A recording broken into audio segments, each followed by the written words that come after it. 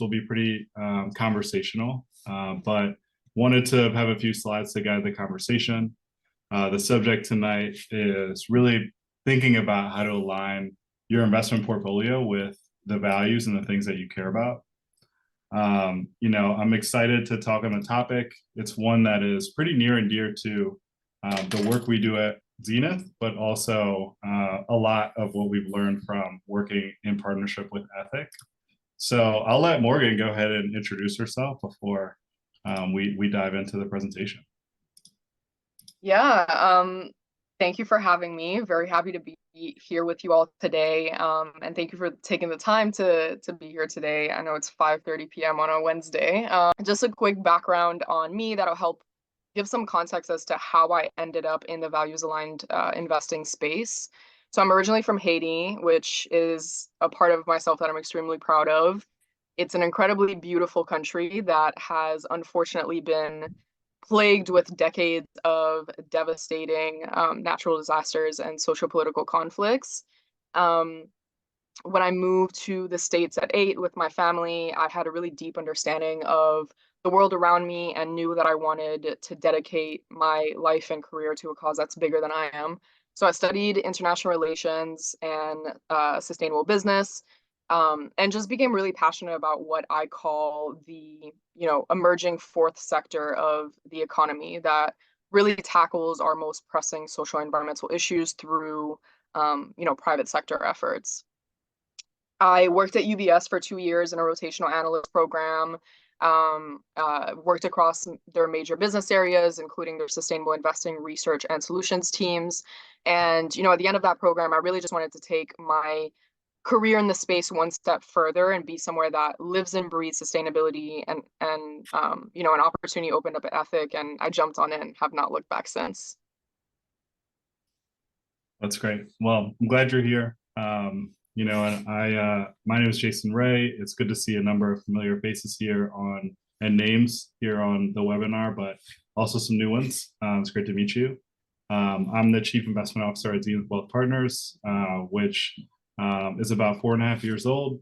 We manage just under $100 million on behalf of our clients and really help them create plans and policies and manage their money to achieve their long-term goals and objectives. And at Zenith, we believe that advice can solve racial and gender-based wealth inequality. And, we work with client segments like individuals and families, like nonprofit organizations and foundations and small businesses to help create these plans to achieve things that, are aligned their opportunity set, but also aligned with their values. We've had a lot of conversations with clients about what their values are and how to assess them. Morgan and Ethic have a great tool to help think about, how to frame your values, but also actually executing on, investments that we think align with our clients' values. So we have a few clients that, have a, 100% value aligned portfolio target that we've been working towards over time. And excited to give a couple cases from some of those client engagements, but also dive into just the importance around values-driven investing, and also share some takeaways for everybody to think about the different methods that they can use to align their portfolios with their values. We want this to be dynamic. If you have questions, please add them in the chat and we can address them on the fly. But we'll also leave time at the end for questions. So with that, I'll just move right into why we really feel that values-driven investing is important. It has certainly been a journey throughout my career, and just like how values-driven investing has showed up in different advisory methods or products like ESG products or impact investment products, or you name it. Folks are trying to think about ways to express values in investments, and it's becoming more mainstream. But Morgan, I'm pretty certain that you've seen a lot of evolution just in your own client base and research at Ethic. Like, how has the space been evolving over the last few years? Yeah, I mean, I think I can definitely give a more macro view as to how it's evolved even in the last few decades, because I think that's really important. But definitely before we get into it, I think it's important to level set on the various terms that are used in the industry to refer to this kind of investing. So you have some people who call it socially responsible investing, others call it values aligned investing, sustainable investing, impact investing, ESG, etc. There's really a bunch of different terms that you can use, but in reality, all it means is the same thing: ensuring that an investor's portfolio is in line with the issue areas that they care about most. So at Ethic, we really like to break away from the noise and really focus on what we call full information investing, which is really just empowering the investor to know what it is they own and understand why a company may be in or out of their portfolio based on what they care about, and ultimately create a portfolio that they can be proud of and can stand behind. So just wanted to level set there. In terms of the evolution, many people think that this is a new trend. This is something that just popped up a few years ago, when in reality, values aligned investing has been around in some way, shape, or form for decades. In its earliest days, it was really driven by religious investors that were looking to ensure that their investments did not go against any aspects of their religion. So, in order to do that, they would exclude certain industries like alcohol or gambling, for example. Then in the 60s, that's when you really started to see the social landscape at the time influence investors' investment decisions. So, for example, during the Vietnam War, you had a lot of investors that made the conscious decision to boycott weapons manufacturers in opposition of the war. Fast forward to the 90s, we saw the first mutual funds that incorporated socially responsible investing data, which was the most popular term to refer to this at the time.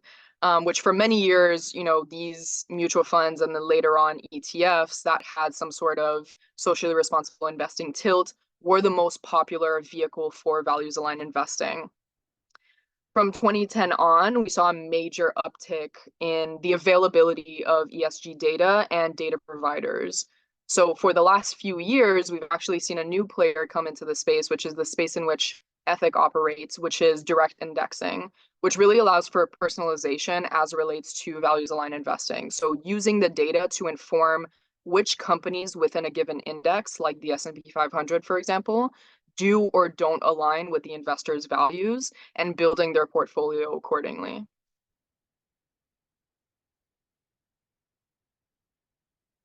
Yeah.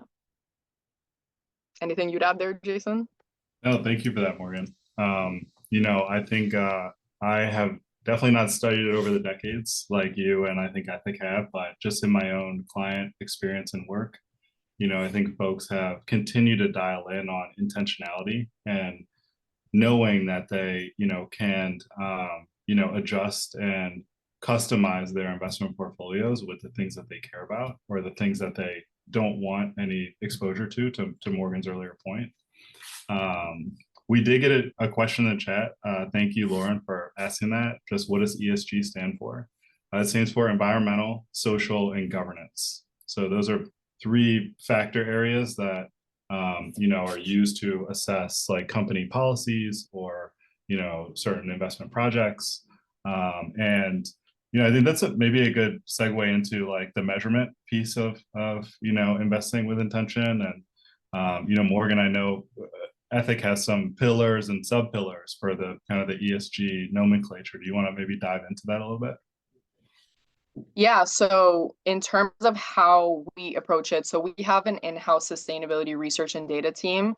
And what they did is that at the onset of our business is they analyzed the world's most pressing social or environmental issues from a systemic standpoint using a combination of proprietary research and already existing frameworks like the UN Sustainable Development Goals, for example, to essentially create what we call the 19 ethics sustainability pillars that range across those ESG, environmental, social, and governance considerations that can then be taken into account in the investment process. So the pillars range from anything from climate change and clean water on the environmental side to human rights and racial justice on the social side to leadership and management and worker treatment on the governance side.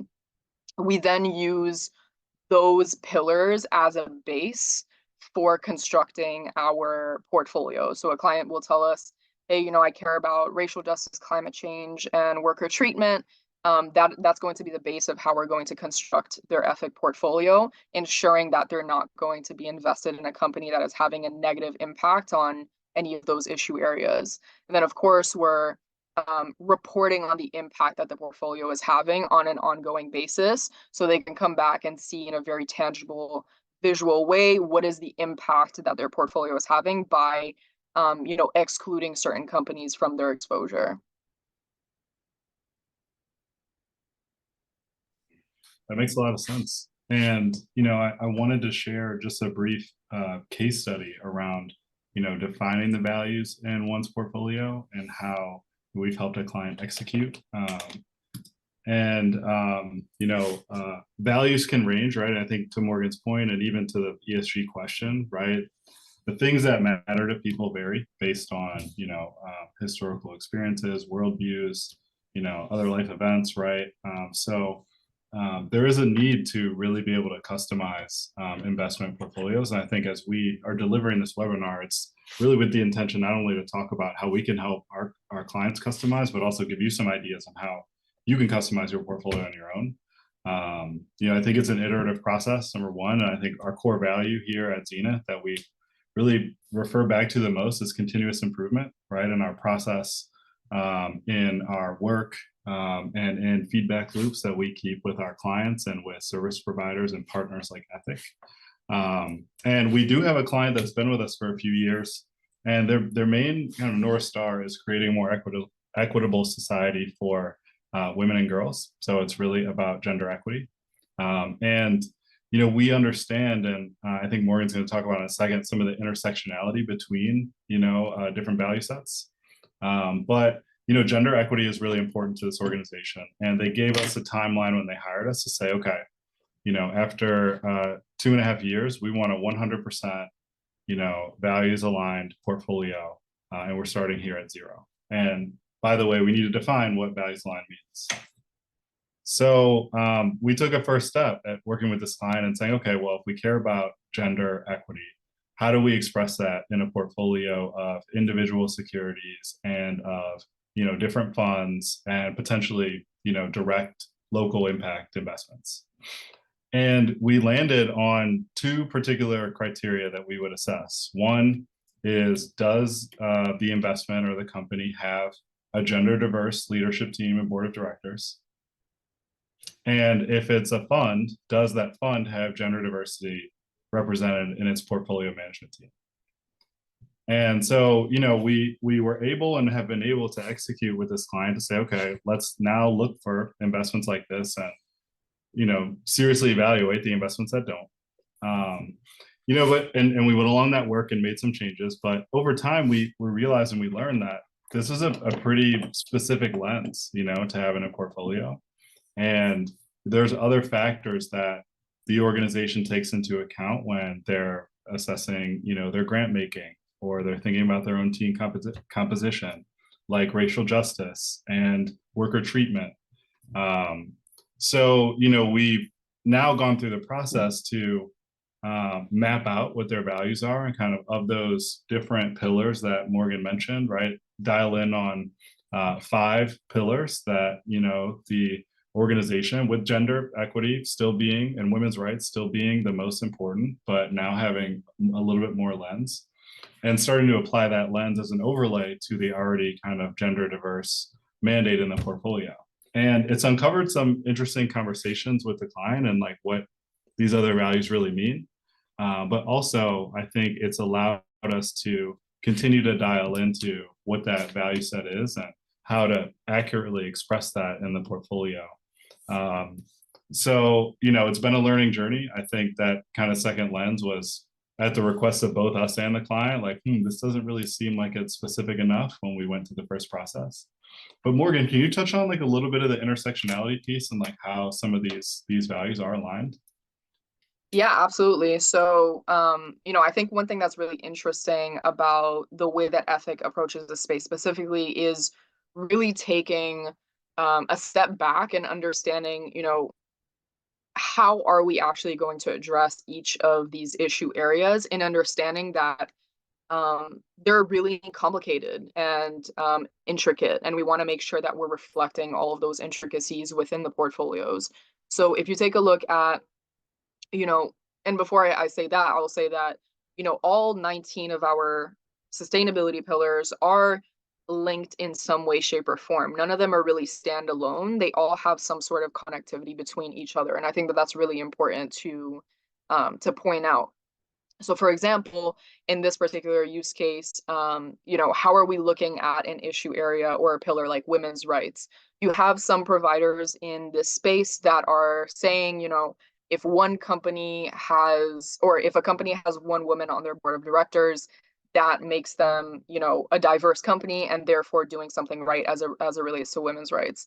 We don't think that that's nearly enough because on the one hand, every company in the S&P 500 has at least one woman on their board of directors. That's not at all enough of a measurement to say whether or not that's a diverse company, or a company that's committed to diversity, equity, and inclusion.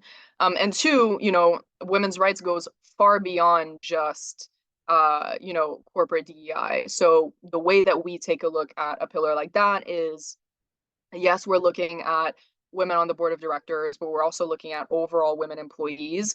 We're also looking at availability of daycare services or quantitative program targets as it relates to DEI.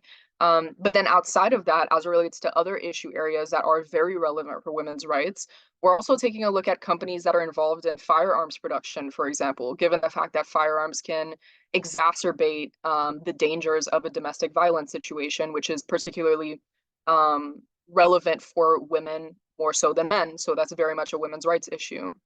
On the other hand, we're also taking environmental considerations into account. Greenhouse gas emissions is a very relevant aspect of our women's rights pillar. Why is that? Because certain pollutants can have a disproportionate effect on women, particularly pregnant women. Therefore, climate change, pollution, etc., that is also a women's rights consideration. So really taking a very holistic approach to each of the issue areas that we're seeking to tackle.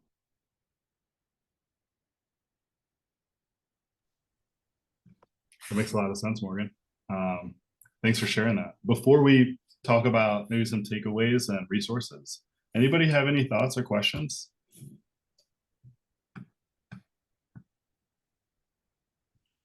Just one follow on to what Morgan said. Curious if you guys look at lobbying efforts by companies as well. Yeah, so I think I can definitely take a look at that as a takeaway, and feel free to connect with me as well on that. I'm not 100% certain, actually. We do have a like democracy pillar, and a couple others in which that may particularly be relevant. Don't take my word for it, but I'd be happy to take that as a takeaway. Yeah, thanks. Somebody also, feel free to ask questions in the chat. I did get a DM though, so thank you for the question. How do you address potential conflicts of interest that may arise when balancing investor interests with value alignment goals? So in terms of, are we talking about, performance versus impact, or? I think that's the conflict, yes. Okay, yeah. So that's one of the reasons that we chose the investment strategy or the investment vehicle that we did, which is a direct index separately managed account. That allows us to customize for different aspects that may be relevant to the client. So the three issue areas, or the three areas in which we're operating, is going to be the impact piece. So what is the impact that your portfolio is having? The second is going to be the performance piece. So the function in which we operate is called tracking error. That's essentially going to dictate how strict we can be with the environmental, social, and governance data as it relates to tracking whatever index as closely as possible. So again, if it's the S&P 500, we're going to look to track the S&P 500 as closely as possible, while also looking to achieve to have impact. And the third is tax loss harvesting. So we're also looking to harvest losses where we can, to also add that value add of tax benefit to the portfolio. So essentially, it's just communicating the trade-off. You have some clients that want to maximize the impact, and therefore they're comfortable taking a higher tracking error and therefore potentially deviating a little bit more from that index performance. And others who want to track the performance as tightly as possible and will tell us, hey, can we cap tracking error to 1%, for example? So you're going to have the impact, but your main priority is going to be still tracking the index as tightly as possible. Yeah, I think it's a good question too. And just in our work as an advisor to clients, and you know, working as a fiduciary for our client base, you know, kind of like we understand that our clients need to generate a certain amount of returns to hit their objectives, right, from a financial standpoint. But you know, we want to integrate values and impact in their portfolio. And I think we've really focused on, you know, market rate or better than market rate investments and integrating values, whether it's kind of private investments, right, like investing in early stage companies or early stage loans versus in public markets, like in partnership with Ethic. We want to make sure that, you know, we're not sacrificing the probability that our clients achieve their objectives by investing in, you know, below market rate or concessionary, you know, investments. There are some clients though that we work with that have a specific part of their portfolio that is set for, you know, below market rate investments, and that's okay, and it doesn't kind of cause a detriment to them achieving their longer term goals, and in fact that may be part of their goal set. So, you know, balancing that role as a fiduciary, but also thinking about what being a fiduciary really means. And I think that term has evolved over the last few years too. And, you know, if clients have financial objectives, but have, you know, values or impact objectives as well, one may not be more important than the other. And helping them achieve that, you know, holistically, I think is part of our responsibility as well. So, you know, I appreciate that question. And, you know, I think it's an evolving answer, right? And one thing that I'll say as well, as relates to the tracking error component, it does work both ways. So, you know, we define a high tracking error as being anything above 1.75%, but that 1.75% could go either way. It could mean that, you know, yes, the portfolio might underperform by a maximum of 1.75%. It might also outperform by a maximum of 1.75%. So it's really interesting, and it's interesting to see, you know, as you're incorporating these types of considerations into your portfolio, and we know that these are issues that do, you know, plague a lot of companies' performance over time. You can, you know, you can imagine that, you know, potentially if you're investing in this way, then in 10 or 15 years, how are the companies that did adapt to the way that investors are thinking perform versus those that didn't, for example?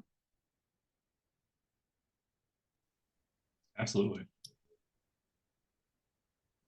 Well, let's get into some takeaways. You know, Morgan, I think what's a good first step where folks can, you know, integrate and kind of like just how to get started?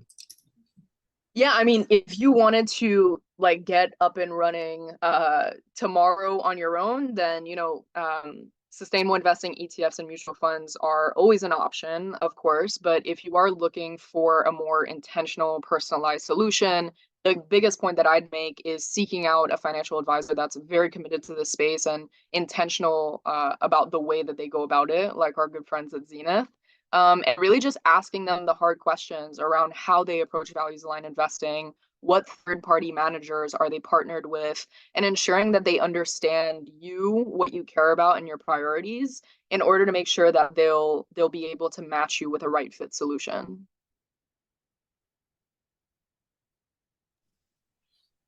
That makes sense. Extremely subtle plug there, Morgan. And you know, I appreciate that one.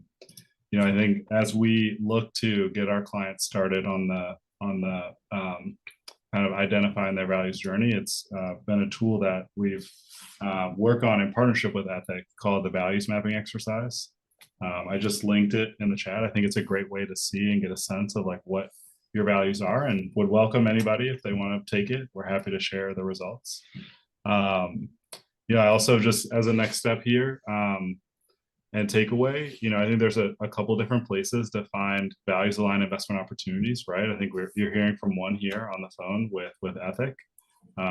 We also have, you know, partnerships with other investment providers that, you know, help our clients customize their portfolios to meet their values. Uplifting Capital is a good partner for both Morgan and I. They offer private investment solutions that can be tailored to some of the same sustainability pillars that Morgan mentioned, but instead of spanning the asset classes like, you know, public equities and publicly traded fixed income and international equities, Uplifting focus on private, so private equity, private credit, early stage, you know, venture equity. And, you know, is a great place to look for, you know, a really value aligned and customizable portfolio. And then here at Zenith, you know, we offer portfolios to our clients that are, you know, tailored to their goals across asset classes, and, you know, loop in and bring in our partners at Uplifting and Ethic as appropriate. So, you know, I think a conversation is a great first step.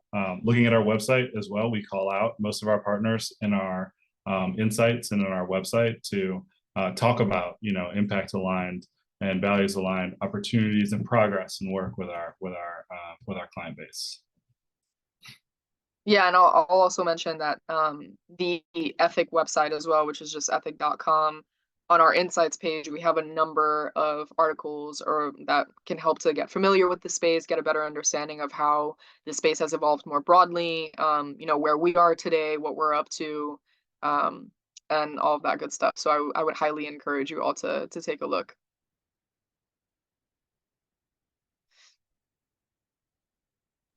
Okay, great. Well, I actually have a couple more questions, Morgan. I know we talked about takeaways, but does anybody have, before I just dive into maybe one or two closing questions, does anybody have any thoughts or questions on the line?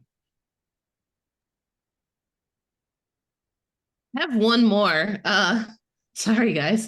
No, I have to drop for a call, but I will watch the recording. Are you seeing the appetite for these types of investments grow and sort of, you know, putting your tinfoil hat on? Are you seeing the pace quicken, and any trends there in terms of investor appetite for these types of products? Yeah, definitely. I mean, just to give some like quantitative context, when I started at Ethic in October of 2021, I think we had kind of just reached our $1 billion under management mark, and today we're at 5 billion in assets under management. So huge uptick in, you know, folks that are looking at the space, want a more intentional solution. But I think it's really understanding that a lot of people just don't necessarily know that it's out there. You know, they would want a solution like this, but don't know that it's out there. Therefore, again, like I mentioned, really partnering with thoughtful advisors that are really thinking about this space and that know how to pay attention to context and clues too. You know, a lot of investors are not necessarily going to their advisors to say, hey, you know, I want a values aligned solution, because again, they may not know that exists, but more so they might say, you know, I'm really interested in my philanthropic efforts, or, you know, I'm really involved in my community, or I live my lifestyle in XYZ way. And those are all kind of like context and clues for the types of individuals that would benefit from this type of solution. But then, of course, as, you know, terms like sustainable investing and values aligned investing are becoming more popular, we're definitely seeing way more of a demand for you know, investors who are looking for a more intentional solution. Jason, I'm sure you have some context there as well. I do. I mean, I think you hit it pretty spot on. I think just like a pretty resounding yes, Emily. Like, there's definitely more people asking about it. Morgan gave some quantitative numbers, but I think just qualitatively and just from a feel standpoint of like what we're talking about with clients that have been with us for years, but also what new or potential clients are asking us for, has just shifted to be more intentional. You know, whether that's not always in their portfolio, but, you know, sometimes in their spending plan, sometimes in their other areas of their plans or policies that we're helping them craft. It's just a general theme of being more intentional and specific about what they're doing, and, you know, just taking ownership of it. So I see a hand raised, Jim. Sorry, I couldn't find the unmute button. Very 2020 of me, I know. Question for you. So my wife and I go back to the days when it was working assets, it was Ben and Jerry's, it was very much screening for bad.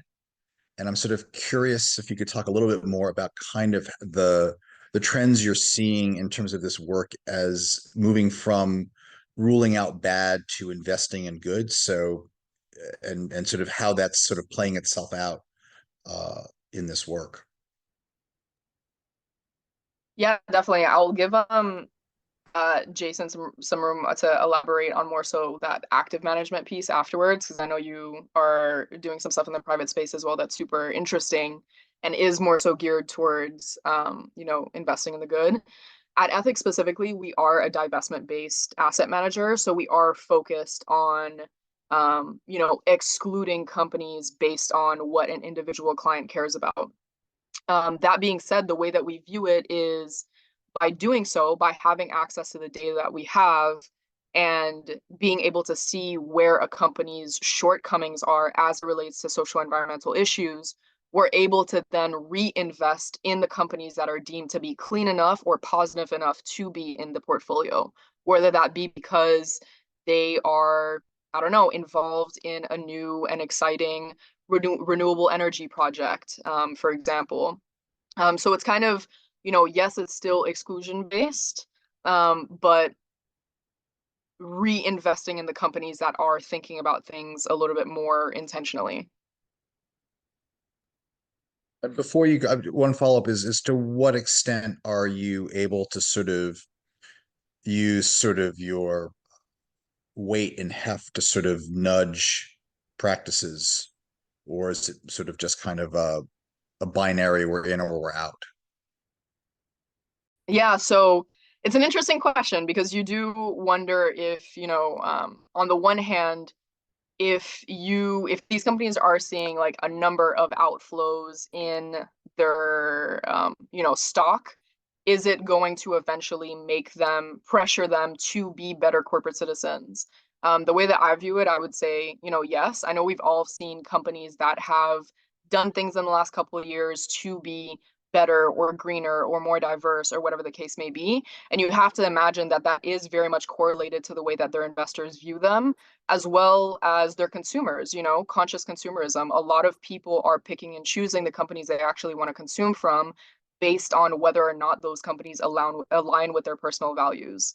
So that's kind of phase one of that question. Phase two is a really important part of this type of investing is shareholder advocacy, which is something that is core to the ethics solution. So we vote on proxies on behalf of all of our clients, and we use a socially responsible investing guideline to do so. So even for those companies that are deemed clean or investable or positive enough to be in the ethic portfolio, we still want to push them to be better. A company could always be better. So whether that's if they have a proposal on whether or not they should report on their gender/racial pay gap, we're always going to vote for them to do that because, again, we want to push them to have greater transparency and to do better. And again, if you have a significant amount of assets under management and a significant amount of proxies being voted on in the same way, you could expect to be able to give them a gentle or maybe not so gentle push to be better. I'd add to, not to, to give Morgan a little more credit than saying exclusionary. When we use the ethic portfolios with clients, the reporting, is really robust to show, sure, these are what the values are of the portfolio, but as a result of the values and the portfolio weightings, here is the actual impact that the portfolio had versus the benchmark. So it does, while it is kind of adjusting and screening out, they report on like what the positive impact was versus what the benchmark did. So I think that that's an interesting way of reporting and way of like framing, how we're different than kind of and generating more impact than like the traditional index or kind of like passive market option. Yeah, no, that's a great point, Jason. Yeah, we have ongoing reporting that is updated on a daily basis for each and portfolio that'll help to see, you know, how much did you reduce your carbon emissions ownership, your hazardous waste ownership within your portfolio relative to the benchmark. So again, that's typically where we see investors get really excited because they're able to quantify and visualize the impact that their portfolio is having on the issue areas that they care about most. Yeah, and I would add on the private side, I think there's a lot less available data, right? I think in public equities, right, there's filings, there's a lot of things going on and information being spread. When we're reviewing private investments for clients across really three main asset classes like growth and early stage equity, private credit, and real estate. Actually, we actually believe we just crossed our 100th memo for you know, like a private investment reviewed and kind of getting past our questions phase to the memo phase. And you know, these tend to be for our clients like a two-factor, you know, impact or value set, right? One, are we looking at a diverse or underrepresented founding team or founder or kind of like management team? And then secondly, is the company generating a positive impact on you know, its customer base, its supplier base, or just generally does it have an impactful business mix and mission? So, you know, looking in that two-factor space has been an interesting exercise because it tends to be like sector agnostic. Like I wouldn't say like we're looking for a certain sector or looking for a certain area of, you know, generating positive impact. I think as we talk to more people, we will probably find new mandates where people are like, hey, I want to invest in early stage education companies that are making the education space better, right? And moving the ball forward. And serving underserved kids. So, you know, I think that that will continue to evolve. We got a good question in the chat. Thanks, Beth. To follow up on the influence point, do you identify exchange traded funds where the managers are actively involved in shareholder engagement or submitting shareholder proposals? Yes, so I'll say on the ethics side, and I should have specified this in the beginning, but we work with individual stock portfolios. So what we do is we take an index based on whatever makes sense for the investor's asset allocation. Let's say it's the S&P 500 for simplicity's sake, and we're essentially going to analyze the companies within the S&P 500 to identify which ones of those are going to be in the ethic portfolio, and we're going to basically hand select the ones that will be in the portfolio. So we don't really do any work around exchange traded funds. That's a mouthful. Yes, we do actually, but some of our clients own, we actually work with a group called Impact Shares, and they sponsor two exchange traded funds called, one is tied to the Minority Empowerment Index. Oh yeah, we've got Daniel on the call here. So Daniel, shout out to your group. You know, one is tied to the Minority Empowerment Index and another is tied to the Women's Empowerment Index. And these are both customizations on indices, just like Morgan mentioned.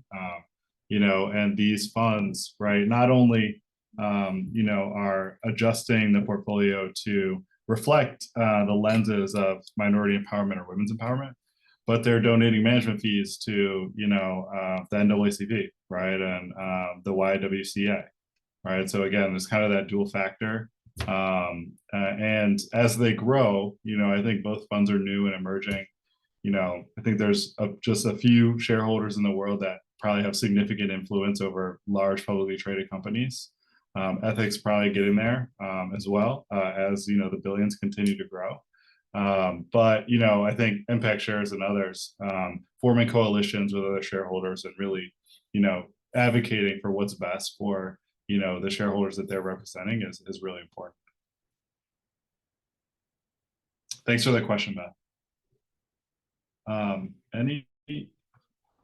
Any more thoughts or questions?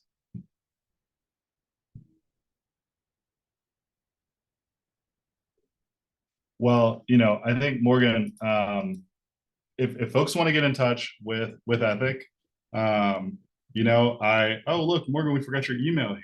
Need email. That, you know, sorry about that. We've got Morgan at ethic.com. I'll put it in the chat. You know, I think definitely look out to follow both of our firms. We continue to put out content related to you know, investing, thinking about ways to generate impact, and stay fully informed on your portfolio.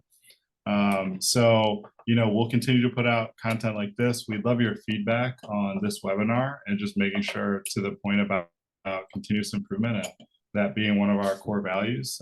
We want to make these better over time, and hopefully this was informative. So thanks for the questions and engagement. And Morgan, thanks, you know, just for being an expert and for joining us tonight. Of course, my pleasure, anytime. Great. All right. Thank you all. Have a good night, everyone.